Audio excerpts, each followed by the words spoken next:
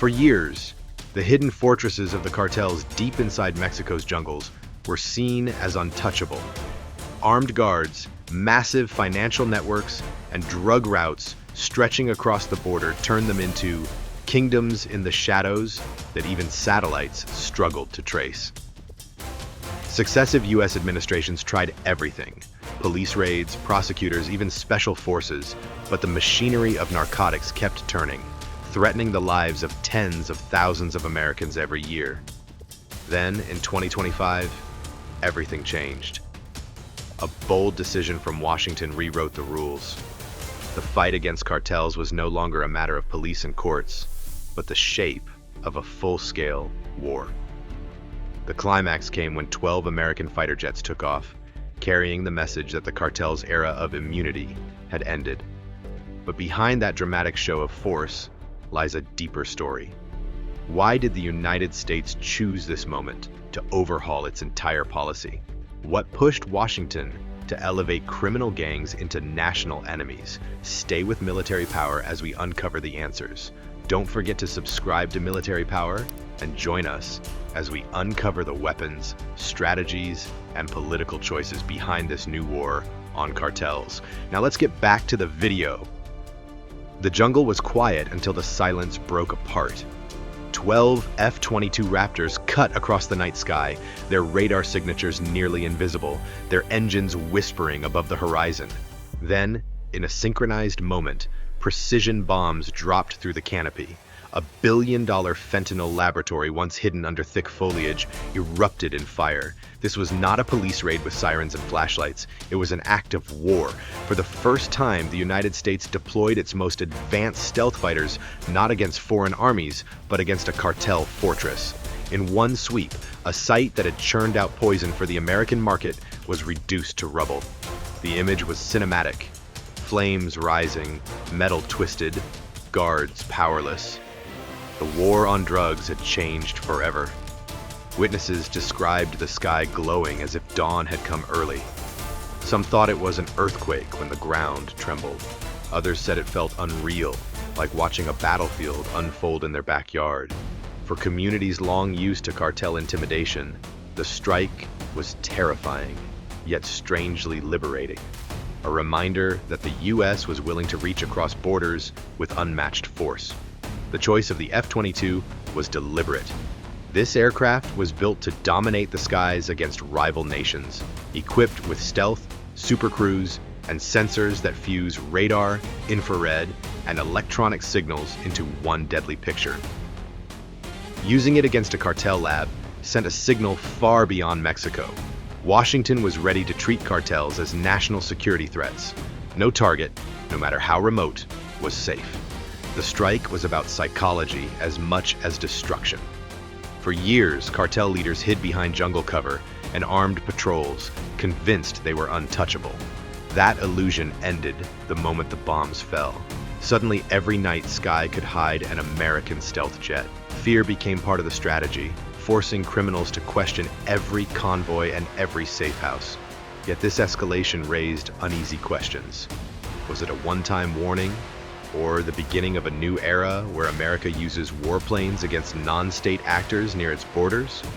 Supporters said it was overdue, pointing to overdose deaths topping 100,000 in a year. Critics warned it blurred the line between law enforcement and warfare.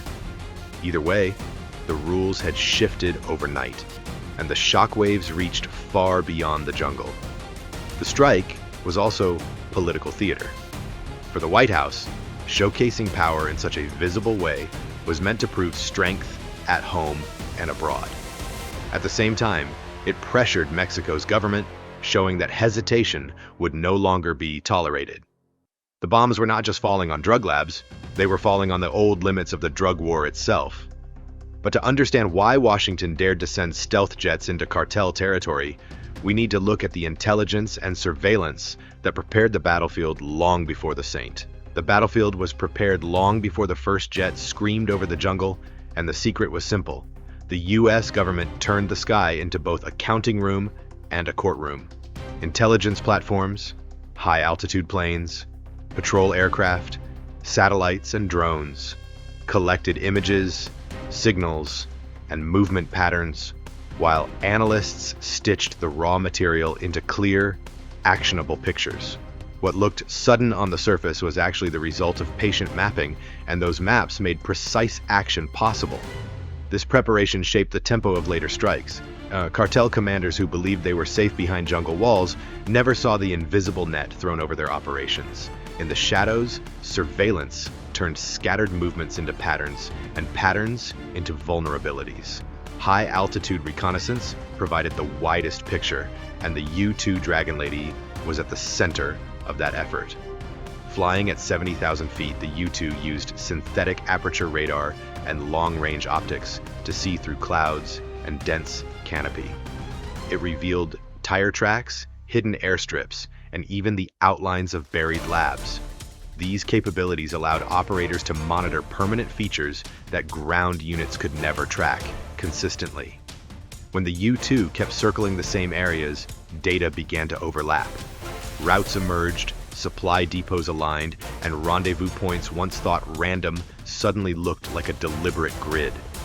The Dragon Lady turned the jungle into a transparent map, stripping away the illusion of secrecy.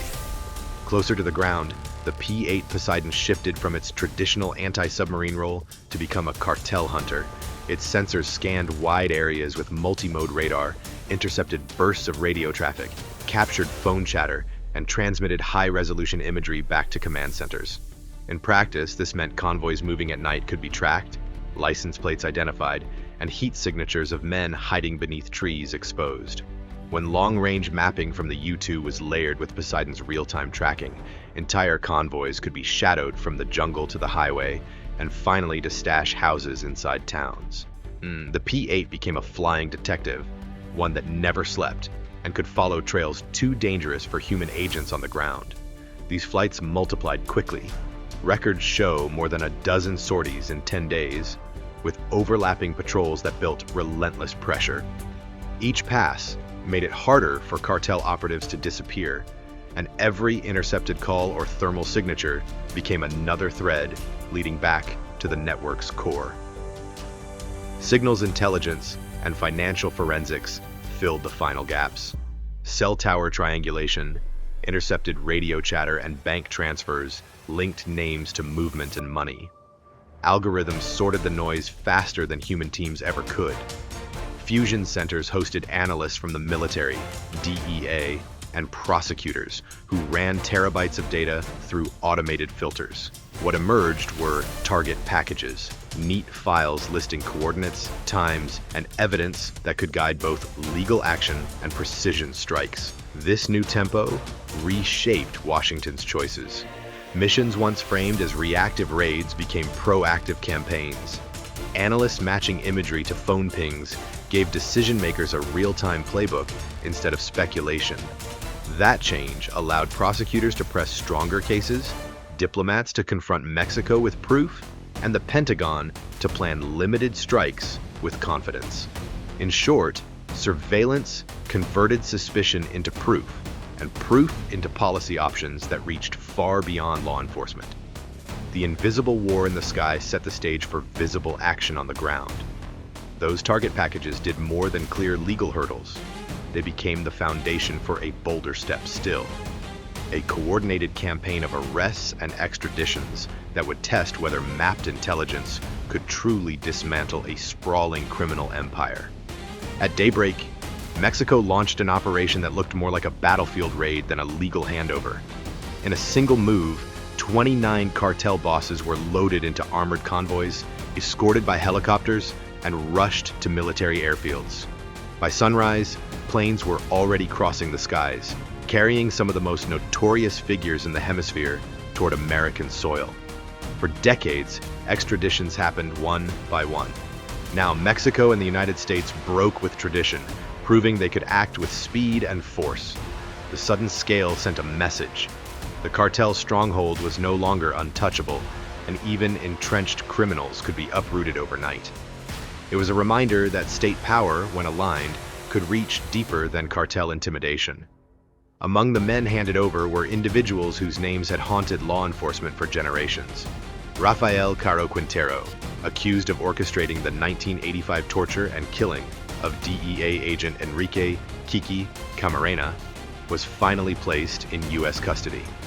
Alongside him was Vicente Carrillo Fuentes, the former viceroy of the Juarez cartel, once feared for his control of border crossings. The Trevino Morales brothers, architects of Los Zetas' brutal campaigns, were also on the list. Each name carried blood-soaked history. Turf wars that killed thousands, smuggling empires worth billions, and corruption that destabilized regions. Their capture marked not just a legal milestone, but a symbolic blow, showing that even the highest cartel leaders could no longer hide behind Mexico's fragile courts. For the first time in years, U.S. prosecutors felt momentum building. The operation's strength lay not only in who was taken, but in how it was executed. To prevent rescues, prisoners were divided among multiple U.S. cities at once: Los Angeles, Houston, Miami, Chicago, and New York, each tied to crimes committed in those regions. Every transfer was timed to the minute. Convoys moved simultaneously from separate prisons, leaving cartel allies unable to predict or intervene. For the U.S., this was also political theater. Images of guarded planes landing on American runways gave Washington a powerful narrative. The fight was not stalled, it was advancing. For Mexico, the move carried dual meaning: a demonstration of resolve and a bargaining chip during tense trade talks. By acting boldly, Mexican leaders sought to ease U.S. pressure on tariffs while strengthening their domestic security posture. The scene underscored how cartel crackdowns are no longer just law enforcement matters, but bargaining chips in a geopolitical game.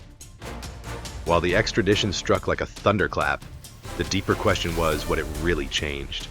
Families of victims saw justice long delayed, and prosecutors gained new leverage over cartel networks. Yet experts warned that the cartels had planned for such losses, budgeting arrests and seizures into their business models. Removing top bosses might fracture leadership, but it also risked unleashing younger, more ruthless lieutenants competing for power.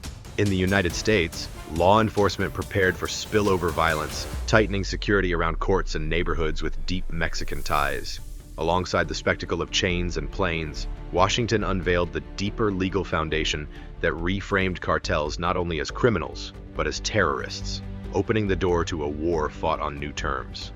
On January 20th, 2025, the White House signed an executive order that altered the course of America's war on drugs. With one stroke of the pen, Mexican cartels were no longer seen as powerful criminal empires, but officially labeled as foreign terrorist organizations. This single move reclassified cartels alongside groups like ISIS or Al-Qaeda. It expanded the legal framework from narcotics enforcement to counterterrorism. That meant stronger penalties, wider financial seizures, and new intelligence sharing rules. More importantly, it opened the door for the Pentagon and CIA to directly enter the fight. Supporters said the decision was overdue. If tens of thousands of Americans were dying from fentanyl supplied by a foreign network, why should it be treated differently from a bombing or terror attack? By labeling cartels as terrorists, Washington framed the opioid epidemic as a national security crisis and elevated the fight to a global stage. The most immediate impact was operational. The Pentagon gained the right to deploy drones, reconnaissance aircraft, and even special operations forces under counterterrorism authority. The CIA could now track cartel money and arms flows with the same tools it once used in the Middle East. This coordination transformed strategy. DEA raids were once limited to seizing drugs or arresting local lieutenants. Now, fusion centers combined military surveillance with law enforcement data to create precise target packages that allowed operations to dismantle networks rather than strike individual safe houses, giving the U.S. an edge it had long lacked. The legal framework also changed overnight. Anti-terror laws replaced narcotics laws in prosecution, giving prosecutors sharper tools. A key case was Maria del Rosario Navarro Sanchez, accused of supplying weapons to the CJNG cartel. Instead of facing traditional trafficking charges, She was indicted under statutes for aiding a terrorist group. The difference was dramatic: harsher sentences, expanded asset freezes, and fewer loopholes. These examples showed how the new order turned cartel collaborators into terror enablers. From smugglers to financiers, anyone caught supporting cartels now faced penalties once reserved for global jihadists, and the ripple effects spread through financial systems across 2 continents. Such a radical shift sparked fierce debate. Advocates argued it finally matched policy with reality, since cartel violence claimed more American lives annually than many wars. Communities in Kentucky, Ohio, and West Virginia, devastated by fentanyl, saw the order as overdue recognition of their suffering. But critics warned of new dangers. Civil rights groups feared the terrorism label could be misused, creating guilt by association for immigrant communities. Security experts worried about sovereignty issues, as deeper U.S. military involvement in Mexico could fuel nationalist backlash. Others warned that removing cartel leaders might trigger violent power struggles rather than lasting peace. Still, public opinion leaned in favor of action. Polls showed most Americans supported treating cartels as terrorists, even if it meant crossing into controversial territory. For many, the mounting overdose deaths made inaction unacceptable, and the symbolism of calling cartels terrorists resonated deeply with voters across party lines. This left Washington at a crossroads. It had armed itself with new tools, but every tool carried risks of escalation. And while the policy looked powerful on paper, its real test would come in the streets, where cartels adapt, communities struggle, and the cycle of violence continues. The immediate fallout struck Mexico first. Within days of the extradition of 29 cartel bosses, rival groups scrambled to fill the power vacuum. Cartel fighters set up roadblocks on highways, burned vehicles in plain sight, and clashed with police and soldiers across several states. Scenes of chaos spread from border towns to rural areas, where locals watched convoys of armed men patrol roads once considered safe. Gunfire echoed through cities like Guadalajara and Monterrey, showing that the crackdown in Washington had triggered violent responses far beyond courtrooms. Mexican officials admitted that every extradition sparked internal rivalries, but the scale this time was unprecedented. It looked less like law enforcement and more like a civil conflict simmering just under the surface. Ordinary citizens paid the highest price. Shops were shuttered, schools closed early, and families barricaded themselves at night as rumors of cartel retaliation swept through communities. For many Mexicans, the government's bold cooperation with Washington felt like a gamble that left them caught in the crossfire. The aftershocks were not limited to Mexico. In U.S. cities, with large Mexican-American communities, fear of retaliation quickly spread. The FBI raised its threat level and increased surveillance around federal courthouses, airports, and detention facilities. Security teams were placed near schools and public events in Texas, Arizona, and California, where agents feared cartel-linked gangs could strike soft targets. At the same time, protests erupted in immigrant neighborhoods. Many Mexican Americans, though not connected to cartels, worried that the terrorist label could fuel suspicion against them.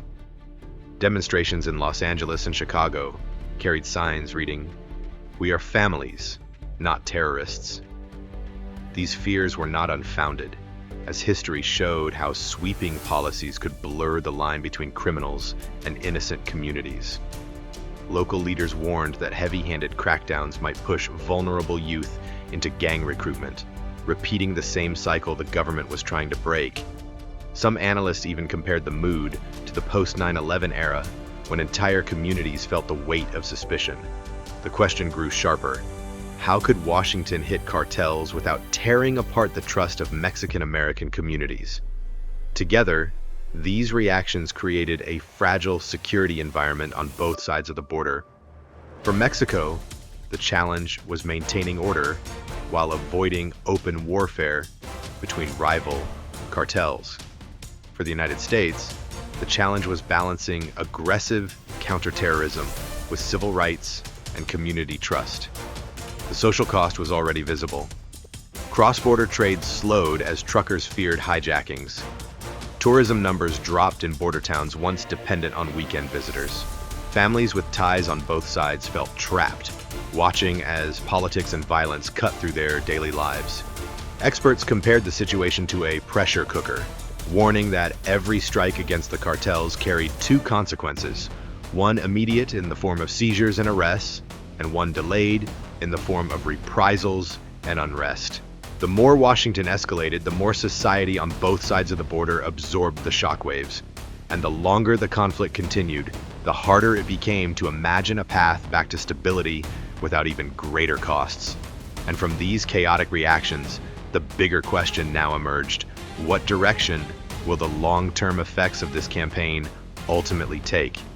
The first effect of the crackdown was swift. With 29 cartel leaders extradited and several fentanyl labs destroyed, the command structure of the cartels was badly shaken.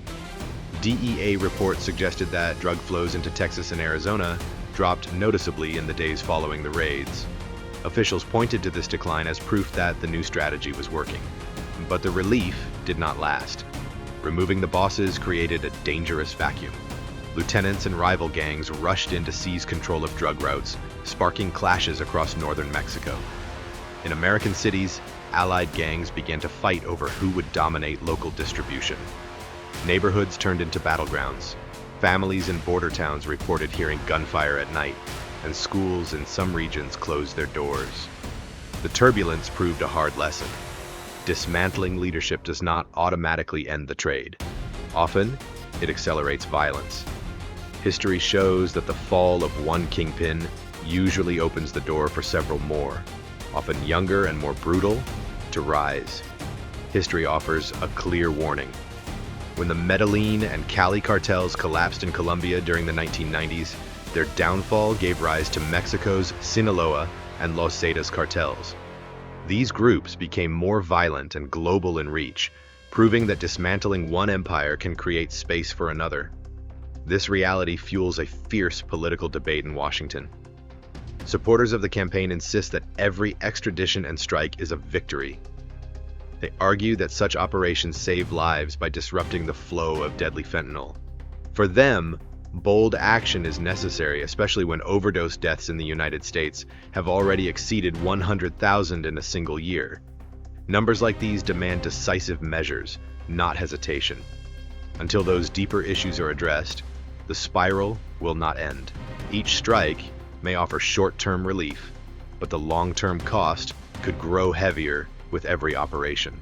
From here, the debate in Washington intensifies, raising the question of whether this moment will be remembered as a decisive triumph or as a controversial legacy that deepened the cycle of violence. In the short term, Washington has shown its strength and created a brief political pause.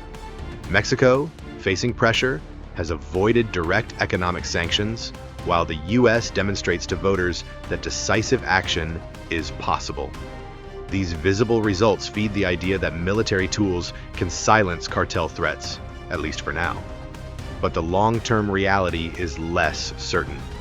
Cartels still control vast networks, financial pipelines, and the ability to adapt quickly. Fentanyl continues to flow across the border, and no number of F-22 patrols can fully address that structural problem. This leaves a larger question hanging over the entire strategy.